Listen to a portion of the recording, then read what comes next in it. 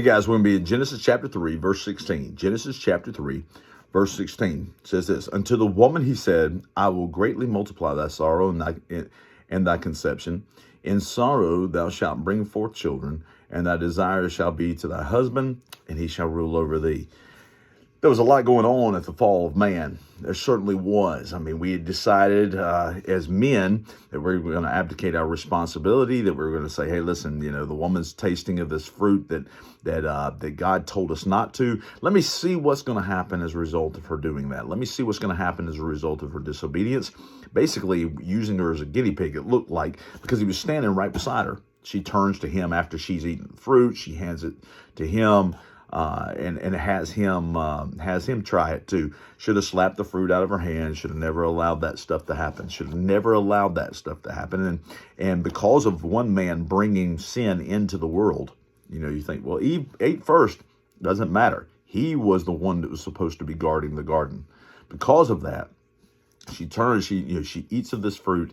She turns to him. She hands him the fruit, and he eats. They sin before God because of that initial sin, and God cannot be a part of any sin because of that initial sin. All of the suffering that has ever been is a result of that one time and the explosion, the cancer of sin that has spread throughout the history of mankind is responsible for that. And this verse is talking about just some of the things that were going to occur as a result of the fall. And he was talking to the woman about childbirth would now be, and apparently was not supposed to be, according to God's plan.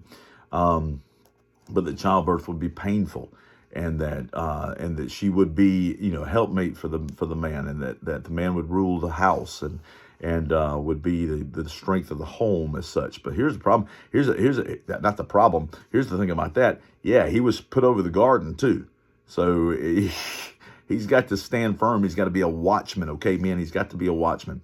But listen to all this. Listen to all this. In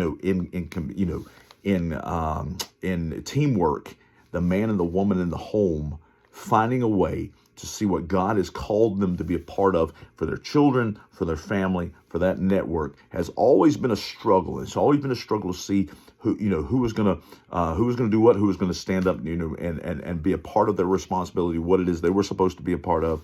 The man protecting their family and being a watchman. If the man's not there, the woman have to take up that slack, or vice versa. It has been just an absolute mess since the fall of man. We have done what we wanted to do. We've defied God.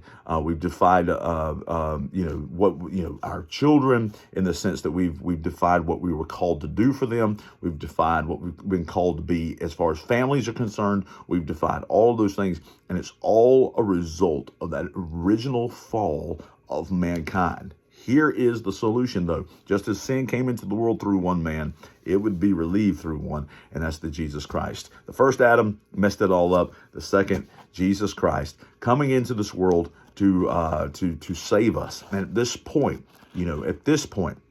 there is a new way to walk, and that's to walk in Jesus Christ. Men, you're still to be the watchman over your home. Men, you are still to be a leader, a spiritual and strong leader in your home.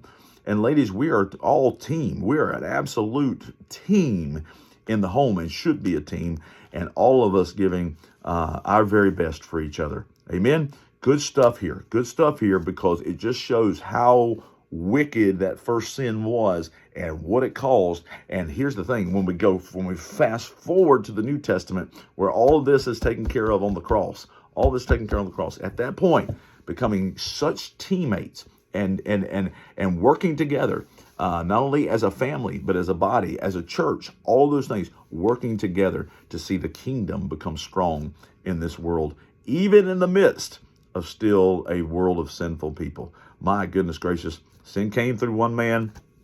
Jesus destroyed sin, its power, and the power over death in one foul swoop. In one foul swoop, he came through, he died on the cross. He paid the price. He paid the price for this. And one day, we're going to have eternity with him. There'll be no more pain. There'll be no more childbirth pain. There'll be no more sickness and illness. There'll be no more disease. Man, my goodness gracious, good stuff right there now, man. See y'all. Bye-bye.